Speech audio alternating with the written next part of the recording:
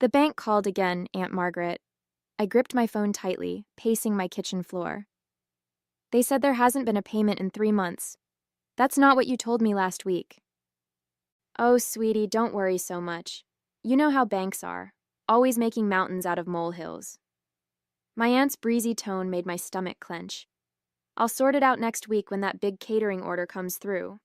My name is Emily, and at 29, I was watching my perfect credit score crumble because I'd made the mistake of trusting family. 8 months ago, my Aunt Margaret had swept into my life with dreams of opening a bakery, complete with Pinterest boards and promises of becoming the next great success story in our small town.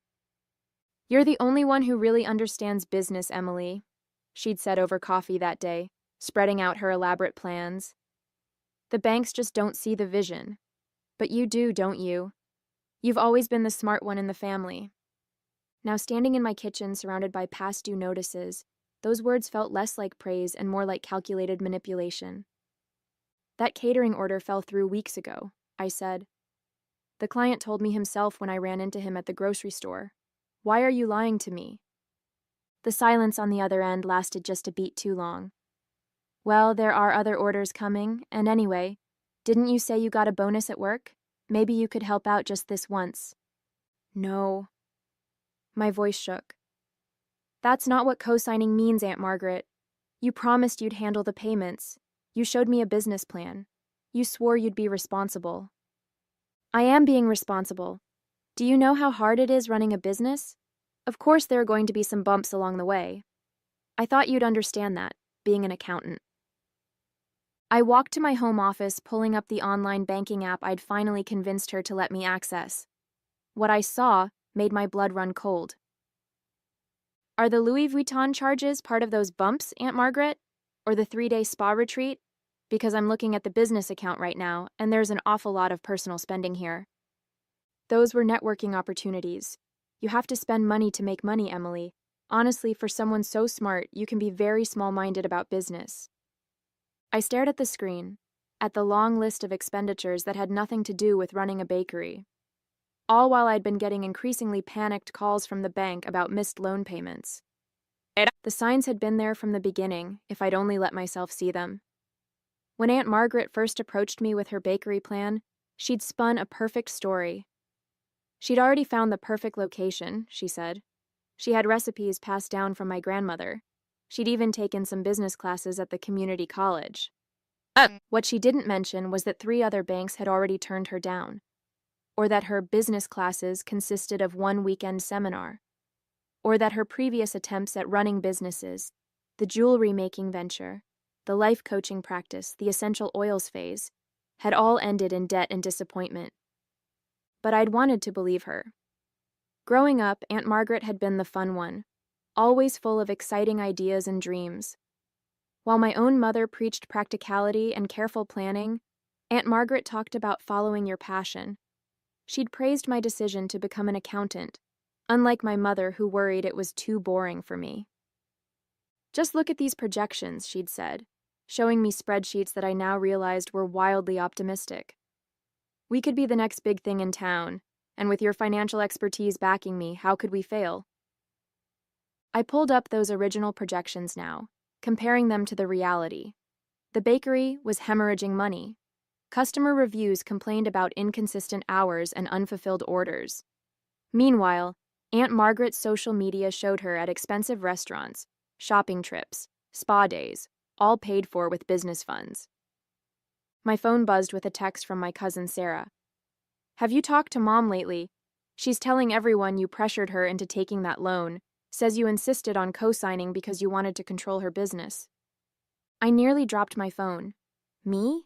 Pressure her? I remembered how she'd shown up at my house 3 times in 1 week, how she'd called crying about her dreams being crushed, how she'd told me I was her only hope. Another text from Sarah. "She's really playing up the victim angle. Says you're threatening her now, being a ruthless businesswoman instead of family." The betrayal hit me like a physical blow. Not just the lying, not just the misused money, but this deliberate twisting of the truth. Aunt Margaret was trying to destroy my reputation to save her own. I looked around my home office at the careful order I maintained in my life. My color-coded files, my organized desk, my clear plans for the future, all of it now threatened by my aunt's chaos and lies. I spent that evening documenting everything. Every email where Aunt Margaret had begged me to co-sign, every promise of responsible management, every bank notice about missed payments. I downloaded statements showing her personal purchases with business funds, designer clothes, spa treatments, weekend getaways that had nothing to do with running a bakery. The deeper I dug, the worse it got. She hadn't been paying vendors either. Local suppliers had stopped delivering because of bounced checks.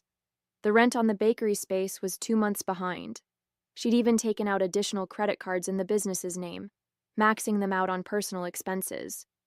My cousin Sarah kept forwarding me messages from family members. Poor Margaret, Emily's being so harsh about a few late payments. She's always been a bit cold about money matters. Family should help family without all these demands. The last one made me laugh bitterly. Family should help family. Isn't that exactly what I'd done? I'd put my own financial future on the line to help Aunt Margaret's dream. And how had she repaid that trust? My phone rang. My mother this time. "Emily, honey, maybe you could be a little more understanding," she started. "Your aunt's always been more of a creative spirit. She's not good with numbers like you are." "She's good enough with numbers to hide her personal shopping and the business expenses," I replied, "and good enough to know exactly how to play the victim when she gets caught." "She says you've been threatening her with lawyers," said. "I haven't said anything about lawyers yet, Mom, but maybe I should." The silence on the other end was heavy. "Yet? Emily, you can't be serious. She's family." "Yes, she is, which makes her betrayal even worse." After hanging up, I opened my laptop and started researching business loan liability and fraud. The more I read, the clearer it became. This wasn't just about missed payments anymore. What Aunt Margaret was doing was illegal. Using business loans for personal expenses, lying to creditors, potentially committing credit card fraud. I'd spent my whole career building a reputation for integrity and financial responsibility. I wouldn't let her destroy that. Not with her lies, not with her manipulation, not with her creative spirit excuse. My hands shook as I drafted an email to a lawyer my firm often worked with. This would change everything. My relationship with Aunt Margaret, my standing in the family, the comfortable fiction we'd all maintained about her entrepreneurial spirit. But as I looked at the mounting evidence of her deception, I knew I had no choice. Sometimes protecting yourself means being the bad guy in someone else's story. Part 2, Segment 1, 500 words. The meeting with the lawyer confirmed my worst fears. Not only was I liable for the loan payments, but Aunt Margaret's misuse of business funds could potentially lead to criminal charges. The lawyer laid out my options, none of them pleasant. "First, we send a formal demand letter," she explained. "We detail the misuse of funds and give her 30 days to begin repayment. If she doesn't comply, we can file for a civil suit and report the credit card fraud to the authorities." "Will that protect me from the loan liability?" "It can help. If we can prove she deliberately misled you and misused the funds, we might be able to get your name removed from the loan. But it won't be easy. Or quiet." As if on cue, my phone buzzed with another family message. Aunt Margaret had posted a long social media update about betrayal and family members who care more about money than relationships. She didn't name me directly, but everyone knew who she meant. I forwarded the post to my lawyer. Add defamation to the list. That afternoon, I visited the bakery unannounced. The "Gone to Lunch" sign had been up for 3 days, according to neighboring businesses. Inside, through the windows, I could see unswept floors and empty display cases. A pile of mail sat untouched by the door. "She hasn't been in much lately," the owner of the neighboring coffee shop told me. "But we see her car at the country club all the time. Guess that's where she does her business meetings." And I thought about all the times Aunt Margaret had talked about her networking events and client meetings. How many of those had really been social outings, paid for with business funds, with my co-signed loan? My phone rang, Aunt Margaret's number. I let it go to voicemail, then played the message. Emily, darling, I hear you've been talking to lawyers. That's not very family-oriented of you. I'm sure we can work this out between us. Why don't you come over for dinner? I'm making your favorite chocolate cake. Remember how you used to love helping me bake when you were little? Her voice was sweet, cajoling, the same tone she'd used to convince me to co-sign the loan. But now I could hear the manipulation behind the warmth, the calculation behind the nostalgia. I texted back a single message. All communication needs to go through my lawyer from now on. Then I blocked her number. The demand letter hit Aunt Margaret like a bomb. Within hours, the entire family was in chaos. My mother called in tears, begging me to reconsider. My cousins bombarded me with texts, some angry, some concerned. Even my grandmother got involved, though she surprised everyone by taking my side. Margaret's been getting away with this behavior for too long, she said during our weekly lunch. Remember that time she borrowed my wedding ring for a photo shoot and pawned it instead? The family covered that up too.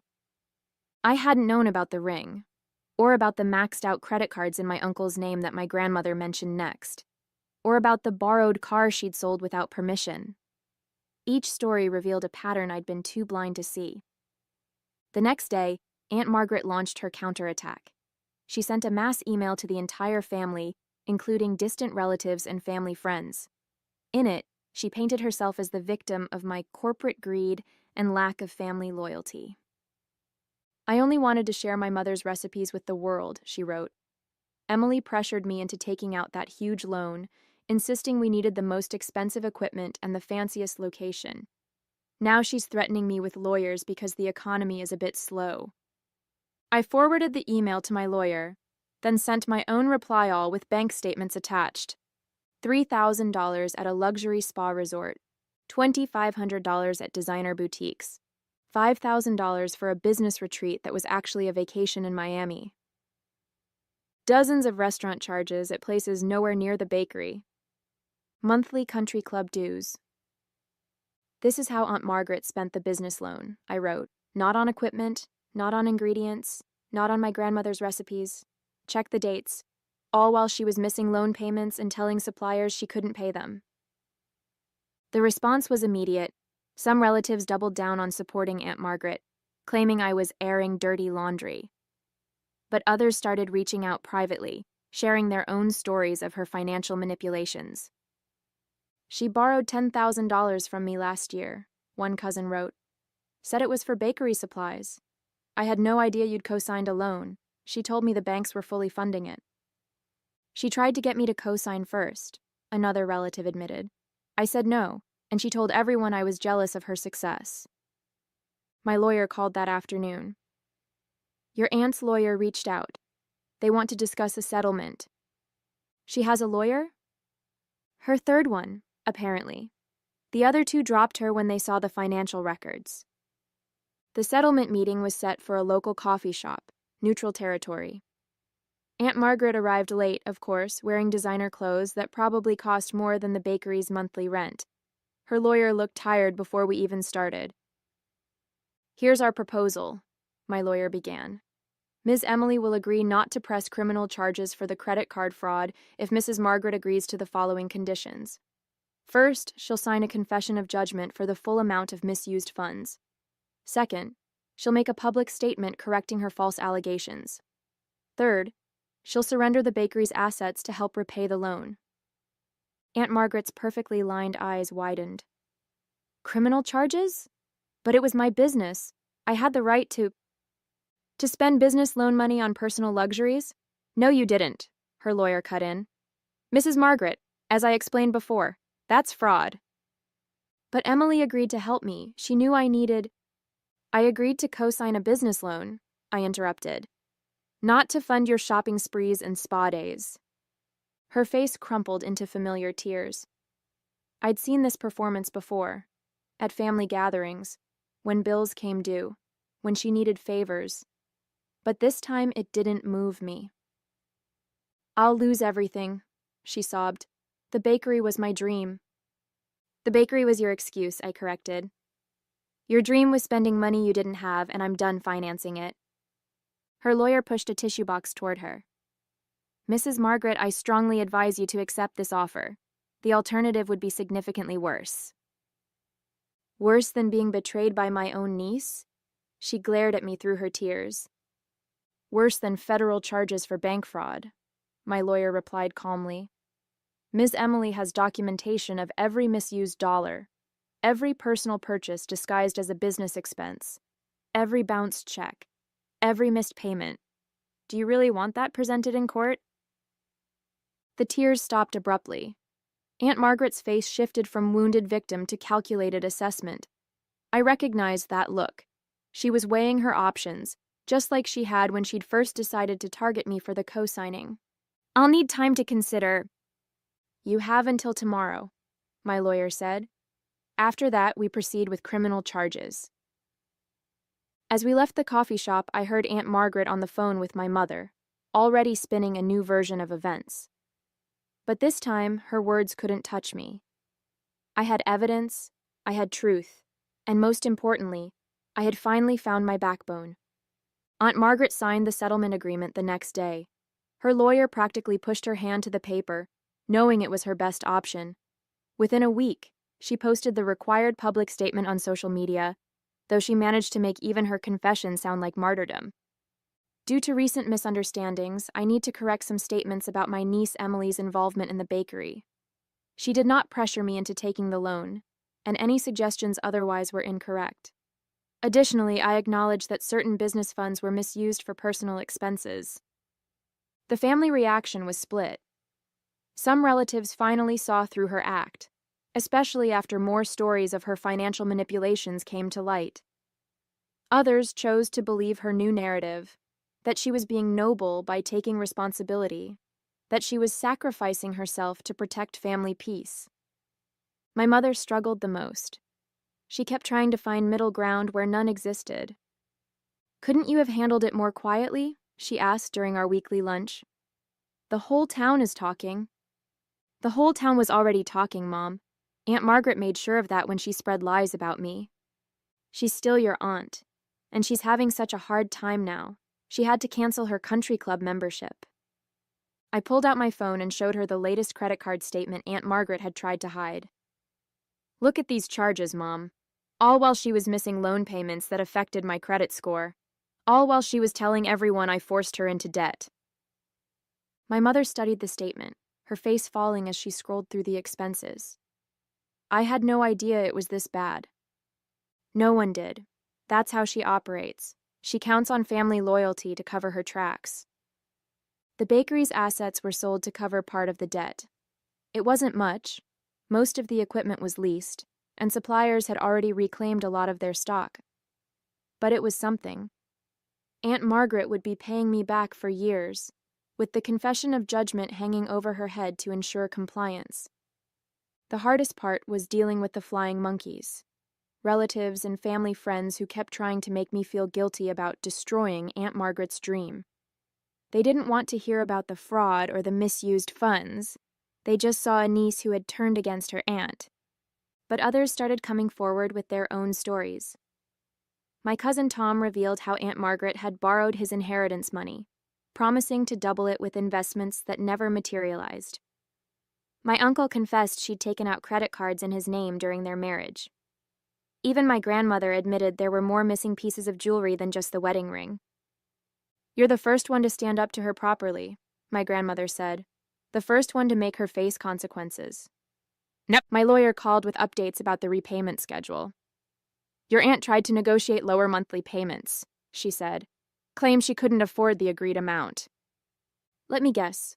While wearing designer clothes and carrying a new handbag?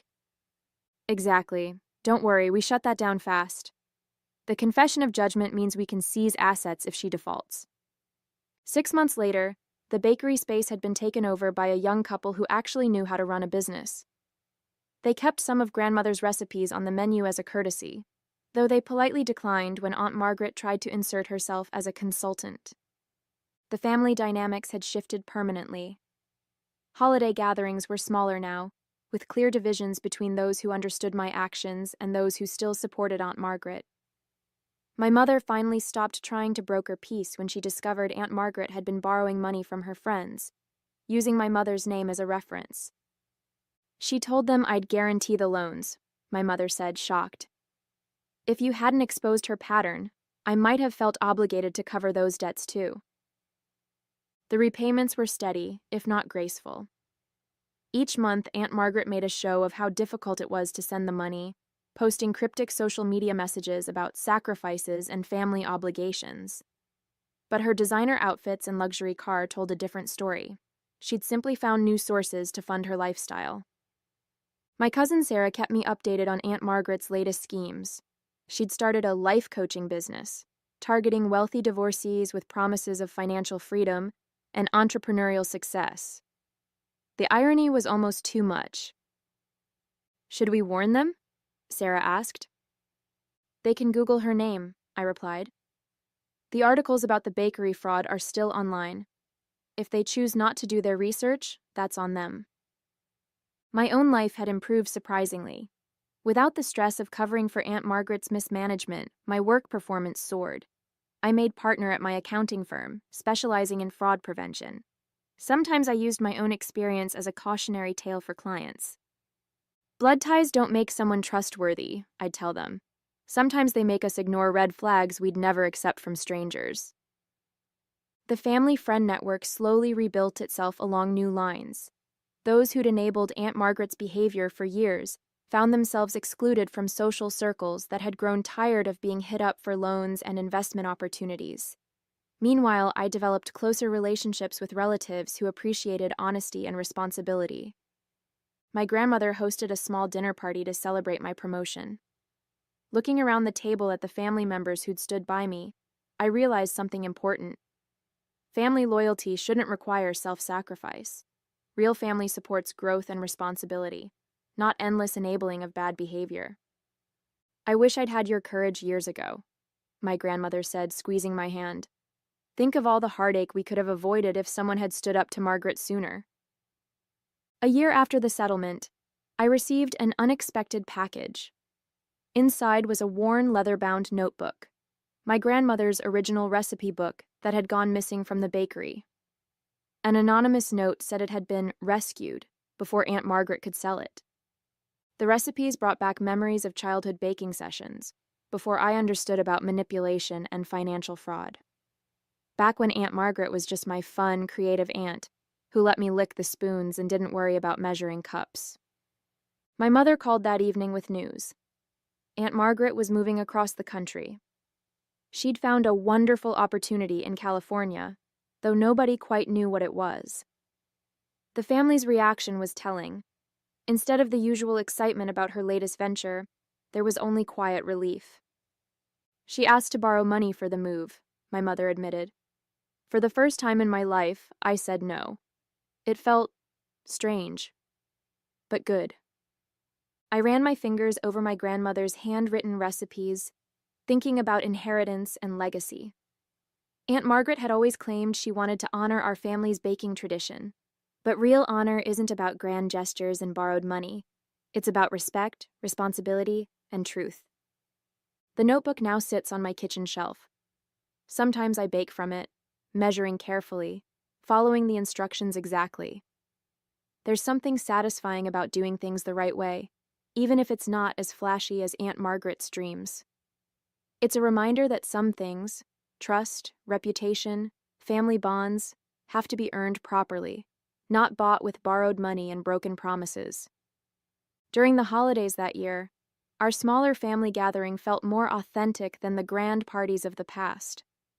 My mother baked cookies using grandmother's recipe book, measuring each ingredient precisely, a small but significant change from Aunt Margaret's creative approach to following instructions. Word from California trickled back through the family grapevine.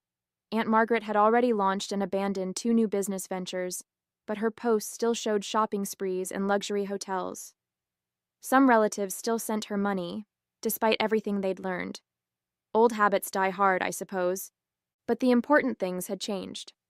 My mother now called me for financial advice instead of guilt trips. My grandmother had finally stopped trying to fix family conflicts and started enforcing boundaries. Even my cousins had begun questioning the family pattern of enabling bad behavior under the guise of loyalty. One evening, going through old photos, I found a picture from the bakery's opening day. Aunt Margaret beaming at the camera, me standing beside her, both of us full of hope for what the business could become. The photo should have made me sad, but instead I felt strangely grateful. That failed bakery had taught me priceless lessons about trust, boundaries, and the true meaning of family loyalty. Sometimes the most loving thing you can do for family is hold them accountable. Sometimes the strongest relationships are forged not by blind support, but by honest confrontation. I put the photo away, but not before noticing something I'd missed before. Even then, on day one, Aunt Margaret had been wearing a designer watch she couldn't afford. Some people never change, but that doesn't mean we have to enable them.